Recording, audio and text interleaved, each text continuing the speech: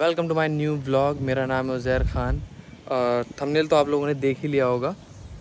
मैंने हिजामा करा लिया है और ये हिजामा मैंने कल कराया था। ये वीडियो मैं आज फ्राइडे शूट कर रहा हूँ। हिजामा मैंने थर्सडे कराया था और उसमें मैं पूरा प्रोसीजर दिखाऊंगा आप लोगों को कि हिजामा कैसे होता है, कैसे मतलब कप लगा के उसको वैक्यूम करा जाता है, फिर उसमें कट लगाया जाता है और फिर वैक्यूम से उस ब्लड को मतलब टॉक्सिक ब्लड जो होता है वो निकाला जाता है। तो मैंने सोचा कि कल मैं जा ही रहा था कराने, तो मैंने सोचा इसका व्लॉग बना लेता हूँ और जो इंट्रोडक्शन है वो अगले दिन शूट कर लूँगा, यानी कि फ्राइडे। आज फ्राइडे है। बहुत से लोगों के दिमाग में मिथ होता है कि हिजामा कराते हैं हम लोग कमज़ोर हो जाते हैं, हिजामा कराने के बाद ब्लड बहुत सारा हमारा निकल जाता है। असल में ब्लड जो होता है ना, वेस्ट ब्लड होता है। आप इसे हम टॉक्सिक ब्लड भी कह सकते हैं, जो कि बहुत सी बीमारियां भी पैदा करता है हमारी बॉडी में। तो इसका निकल जाना ही बेस्ट रहता है और ये हिजामा के ज़रिए बहुत अच्छे तरीके से निकल जाता है। और बहुत पुराना प्रोसेस है ये, हमारे इस्लामिक तरीके से भी और उससे भी ज़्यादा पुराना है। और जैसे कि लोग ये भी कहते हैं कि हिजामा कराते वक्त जो कट लगते हैं, जब हम वैक्यूम कर देते हैं उसे और एक टॉक्सिक ब्लड एक जगह पे जम जाता है, फिर एक हम कट लगाते हैं। हम क्या मतलब डॉक्टर्स कट लगाते हैं तो वहाँ जब कट लगते हैं तो इतना कुछ ज़्यादा पता नहीं लगता। ऐसा लगता है कि बस नॉर्मली एक चींटी काट रही हो। इससे कोई ऐसा नहीं लगता कि बहुत ज़्यादा बड़ा कट लगा दिया है। एकदम माइनर कट होते हैं जिससे कि सिर्फ ब्लड जो टॉक्सिक ब्लड होता है वो निकल सके। तो थोड़ी बहुत डिटेल्स तो मैंने आपको बता ही दी हैं। बाकी चलिए अब आपको मैं अपना हिजामा दिखा देता हूँ।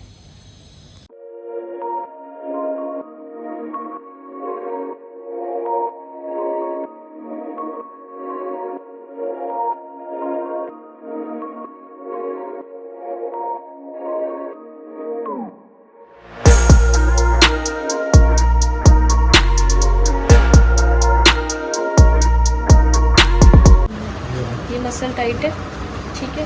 उसके बाद यहाँ पे पेन रहता है इनको, ये कॉकिक्स वाले एरिया पे पेन रहता है, थोड़ा इधर सेक्टम की तरफ राइट। तो इसके लिए इनकी कोर मसल्स वीक है, उसके लिए कोर की एक्सरसाइज अलग होती है। हिजामा उसमें नहीं कवर होता, ठीक। हिजामा से वो चीज़ कवर नहीं होती, हिजामा से मस्कुलर पेन ये सब कवर होता है। तो अभी जो हम करेंगे ड्राई कपिंग करेंगे, उसकी एक छोटी सी वीडियो बनाएंगे, ठीक है।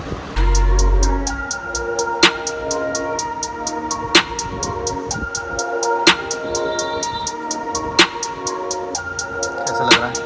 बढ़िया लग रहा है।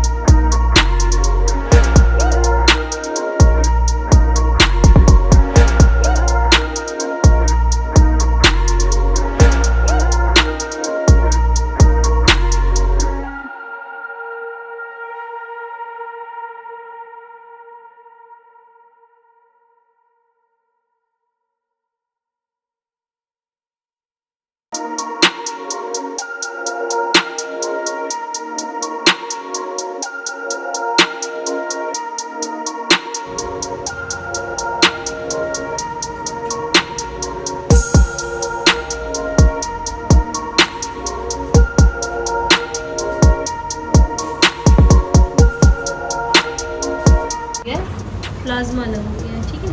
जूम करके करूँगा, ये नीचे वाला प्लाज्मा ऊपर आ गया है। सब थोड़ा सा और टाइम लगेगा, हो जाएगा।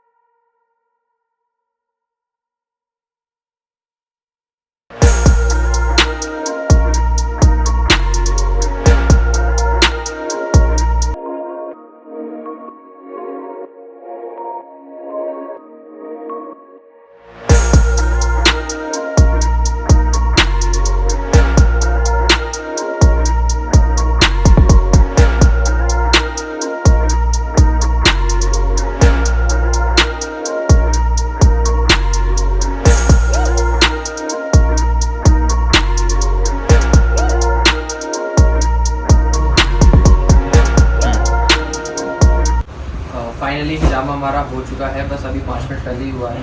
और आज हमारे साथ हैं शाइजली मैम, जो कि सर्टिफाइड हिजामा थेरेपिस्ट हैं और इनकी काफ़ी क्वालिफिकेशंस हैं इनकी। मैम बताना चाहेंगी आप? जी, मैं MPT ऑर्थो भी हूँ, मास्टर्स इन फिजियोथेरेपी ऑर्थोपेडिक में, और साथ में मैं हिजामा क्वालिफाइड हूँ, हिजामा सर्टिफाइड भी हूँ। तो मैं हिजामा थेरेपी भी कर रही हूँ 2.5 ईयर्स से यहीं पर शाहीन बाग की लोकेशन है अपनी क्लिनिक पर। ये मेरा अपना क्लिनिक है, इसमें मैंने ये चीज़ बाद में स्टार्ट करी है। एक बार मैं फिजियोथेरेपी पे लोग जो है यहाँ पे बहुत क्रेज़ होता है, मुस्लिम कम्युनिटी में बहुत क्रेज़ होता है हिजामा को लेकर के। हिजामा क्या है, हिजामा के बेनिफिट्स बहुत हैं। 1400 ईयर्स से पहले से हम 1400 ईयर्स से तो जो मोहम्मद सल्लल्लाहु अलैहि वसल्लम के बाद से तो लोगों में पता चला कि हिजामा एक सुन्नत है, लेकिन ये उससे भी पुराना है। ये एंशियंट एक चाइनीज़ टेक्निक होती थी जिसके थ्रू कपिंग के कप्स, जैसे अब हम यूज़ करते हैं कप्स को, लेकिन पहले क्या होता था, हॉर्न के जो जैसे सींग होते हैं ना, उसके थ्रू वो निकाला जाता था। तो बाद में फिर वो डेवलप होते होते अब हम क्या करते हैं, इसको स्टीराइज कप यूज़ करते हैं और सिंगल यूज़ कप होते हैं। ये इसके थ्रू जो है हिजामा कर किया जाता है, सक्शन क्रिएट करके ब्लड निगेटिव प्रेशर से बाहर लेके आते हैं और फिर जो भी टॉक्सिक ब्लड होता है उसको निकालते हैं बॉडी से। ठीक है, तो ये जो प्रोसेस होता है ये बहुत ही रिलीविंग प्रोसेस होता है, रिजुविनेटिंग होता है। ठीक है, और इससे जो है बहुत सारे बेनिफिट्स भी होते हैं। जो बेनिफिट्स होते हैं उसमें मेनली जो रहते हैं, जैसे पेशेंट को बहुत रिलैक्स फील होता है, रिजुविनेट होता है। ठीक है, और कुछ लोगों को नींद की प्रॉब्लम होती है तो इससे जो है वो भी प्रॉब्लम सॉल्व होती है। कुछ लोगों को हेयर लॉस होता है, स्किन के इश्यूज होते हैं, उसमें भी ये बहुत बेनिफिट करता है। ठीक है, और कुछ लोगों की जैसे जिम जो करते हैं, रेगुलर जिम होते हैं या फिर स्पोर्ट्स पर्सन होते हैं, उनकी मसल्स बहुत फैटी हो जाती हैं, मसल्स बहुत टाइट हो जाती हैं, और इसके लिए जो है हिजामा बहुत बेनिफिशियल रहता है। जगह जगह पे कुछ कई बार क्या होता है, बहुत मसल्स यूज़ करने की वजह से पेन आ जाता है। ठीक है, तो उस पेन को रिलीव करने के लिए भी हिजामा थेरेपी होती है। हिजामा थेरेपी बेसिकली मस्कुलर पेन के लिए होती है। इसमें क्या होता है, जो टॉक्सिसिटी जो हमारी बॉडी में क्रिएट हो जाती है, तो वो हमारी बॉडी में ना अपर लेयर पे रहती है टॉक्सिसिटी में। तो हम एक छोटे छोटे फाइन कट्स लगाते हैं, उसको फिर अपर लेयर से ब्लड को निकाल देते हैं। वो ब्लड वैसे ही टॉक्सिक ब्लड होता है, वो यूज़ नहीं हो रहा होता है, वो स्टैग्नेंट ब्लड होता है, जमा हुआ खून होता है, वो जो बॉडी की सर्कुलेशन में नहीं होता है। तो एक तरह से वो खराबी ब्लड होता है, उसको हम निकाल देते हैं हिजामा करके।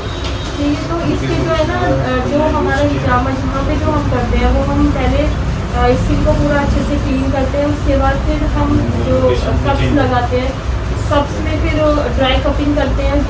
ड्राई कपिंग करने के बाद डायनामिक कपिंग से मसल को रिलीज़ कर देते हैं। जब मसल रिलीज़ हो जाती है, मसल की जो एक स्टिफनेस होती है थोड़ी कम हो जाती है। उसके बाद फिर हम हिजामा के जो पॉइंट्स होते हैं उसको कट लगाते हैं। फिर हिजामा की जो लोकेशंस होती हैं पर्सन टू पर्सन वेरी करती हैं। कुछ लोगों को जो होता है, कुछ लोगों की कुछ सर्टेन मसल्स जो होती है वो स्टिफ होती है, कुछ लोगों की कुछ सर्टेन मसल्स जो होती है वहाँ पे टॉक्सिसिटी ज़्यादा हो रही होती है। तो हम इंडिविजुअल असेसमेंट भी करते हैं।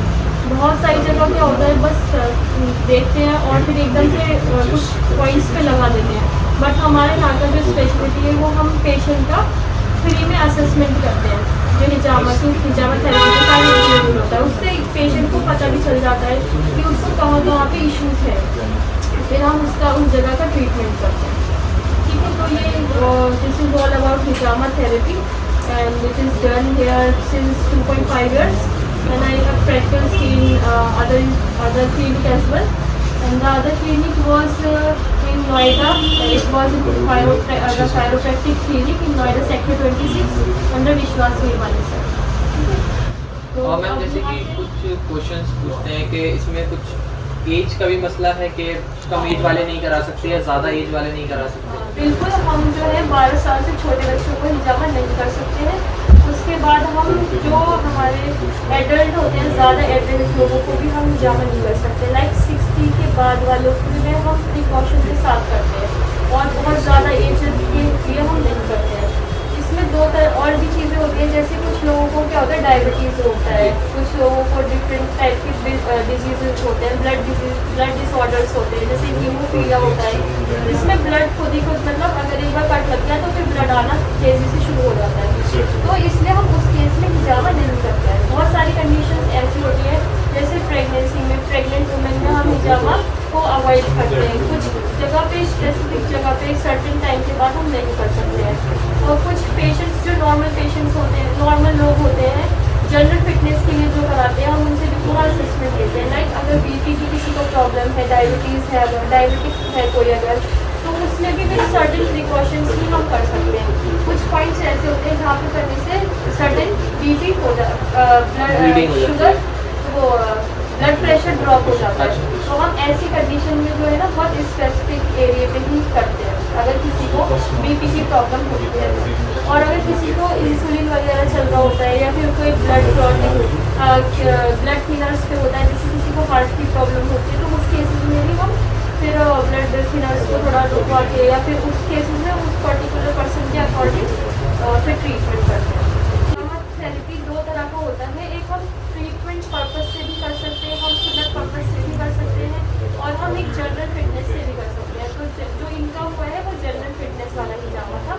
तो जो सुन्नत कपिंग, सुन्नत पॉइंट्स पे होता है, वो कुछ इसकी सर्टेन डेट्स होती हैं और सर्टेन डे टाइम में किया जाता है, और कुछ मतलब दुआ वगैरह के साथ उसको स्टार्ट किया जाता है ताकि उसका सारा बेनिफिट गेन हो सके। ठीक है, तो जो सुन्नत हिजामा होता है उसकी जो डेट्स होती है वो 17, 19, 21 होती है इस्लामिक कैलेंडर के हिसाब से। वो हर महीने जो है इस्लामिक कैलेंडर के हिसाब से 17, 19 और 21 इस्लामिक डेट्स होती है। उस टाइम पे हमारे पास हिजामा थेरेपी का ऑफर भी होता है यहाँ पर, पूरे महीने से 30% लेस में होता है उस टाइम पर हिजामा।